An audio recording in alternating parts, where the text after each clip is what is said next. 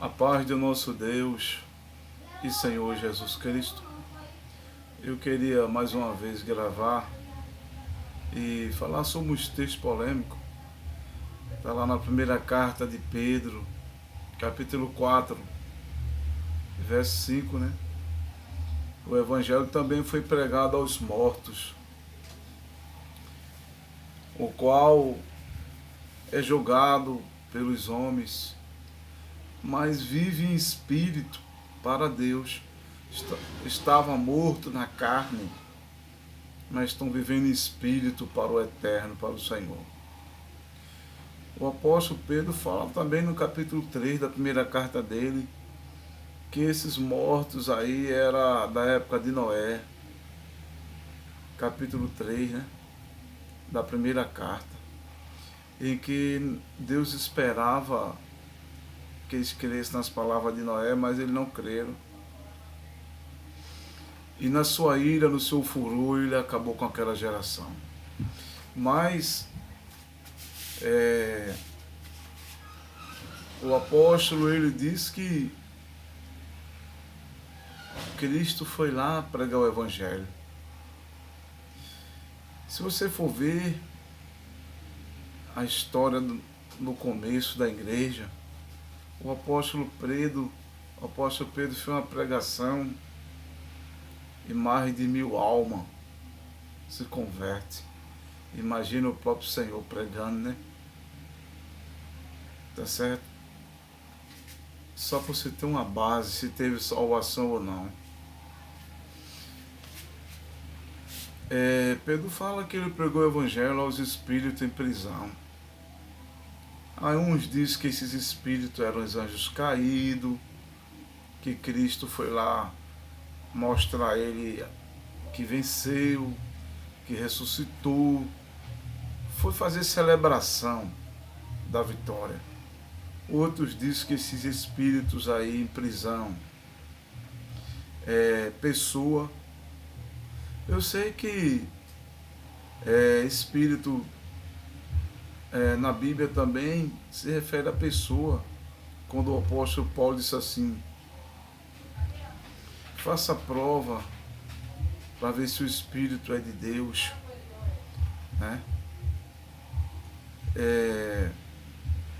Então, tem muitos textos, o apóstolo João diz: não acredita em todos os espíritos, se referindo a mestres, a doutores, a pregadores, a pessoas. E esses espíritos aí são o espírito humano, como o próprio apóstolo ele falou. Era a geração de Noé que havia morrido.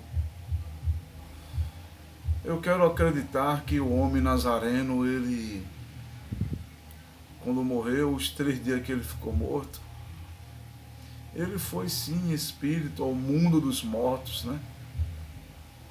Ao mundo dos mortos. E foi lá pregar o Evangelho. Porque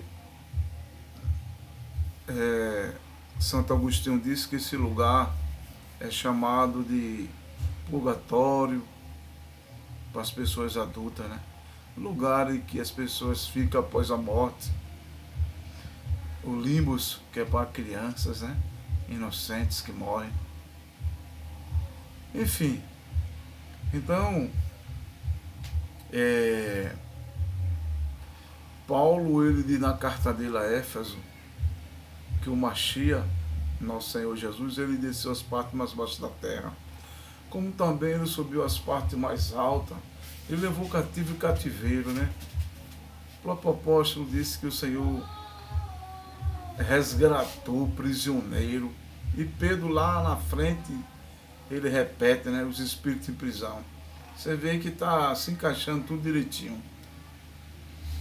Observando um registro que está lá no livro de Mateus, quando o Senhor Jesus ele dá o brado ali da morte, ao sentir a morte e morre, Mateus registra também ali um fato interessante, que foi a ressurreição. Teve uma ressurreição dos crentes do Velho Testamento, da Antiga Aliança, foram ressuscitados.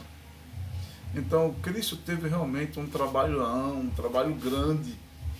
Ele, os 3 dias dele, entendeu? Foi realmente tremendo, né? É. E o seio de Abraão, onde os crentes do Velho Testamento ficavam, né? Foi trasladado para o alto, para o paraíso, né? Jesus disse ao ladrão da cruz: hoje à noite estarás comigo no paraíso. Então, o Senhor, Ele levou aquela geração de Noé para o paraíso. E os crentes do Velho Testamento. É preciso separar as coisas para não entrar em conflito com o Hebreu 9:27. Está ordenado aos homens morrer uma só vez e depois vem o juízo. Alguém vai ter segunda chance, né? Após a morte. O morto se arrepende? Óbvio que não, mas só que são dispensação diferente, são tempos diferentes, né? Não é verdade? Entendeu? Porque aquela geração de Noé não tinha lei nem mandamento. A lei veio por Moisés, entendeu? Então, aquele povo de qualquer maneira não sabia de nada. Deus deixava eles viver como queria viver, entendeu? Dando a eles tempo frutífero, a própria natureza criada pelo Eterno, para que viesse neles um entendimento que alguém fez o mundo, o ser humano, aquelas coisas todas. Porém, era, vamos dizer assim, a idade da pedra, né? O ser humano estava começando a evoluir. Então, eu acredito que a segunda chance que Deus deu, fazendo com que o Mashiach pregasse o Evangelho para aqueles mortos ali, é porque realmente não tinha do que cobrar, né? Então, quando Pedro ele escreve aquilo, esses textos estão se referindo ao tempo da antiguidade, né?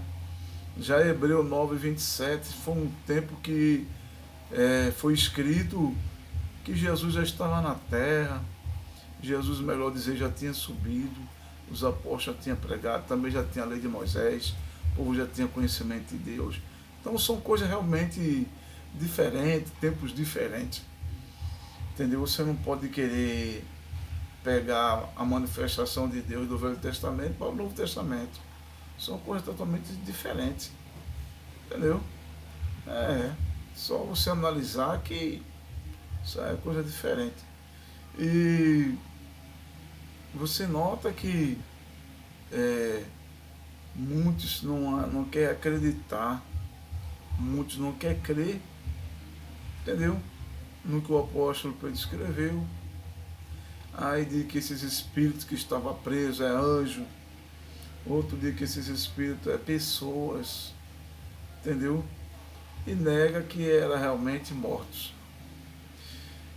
O apóstolo Paulo disse uma coisa interessante: eu só conheci o pecado pela lei. Eu só sei que adultério é pecado porque a lei diz que é pecado. Então, na época da geração de Noé não tinha lei. Você casar com a sua mãe, o pai casava com um filho, enfim. Então, a lei de Deus é moral e cerimonial, acabou com essas coisas. Entendeu? Não era mais permitido, quando Moisés recebeu a lei, esse tipo de casamento. Então você vê que o povo realmente vivia numa cegueira, numa imoralidade profunda, terrível, entendeu? E Deus é justo. Para mim, Deus é justo porque trazer uma condenação para pessoas que você não deu nada para aquelas pessoas aprender sobre você, sobre sua lei, sua regra, seus mandamentos. Isso aí não tem cabimento para ninguém. Então, para mim, Deus é justo. E o apóstolo Pedro está certo em dizer que Jesus pregou o Evangelho aos mortos. Segunda chance. Porque ali é tempo diferente. Que Deus abençoe todos. E espero ter poder ajudar sobre o capítulo da primeira carta de Pedro, verso 5, e o capítulo 3 também.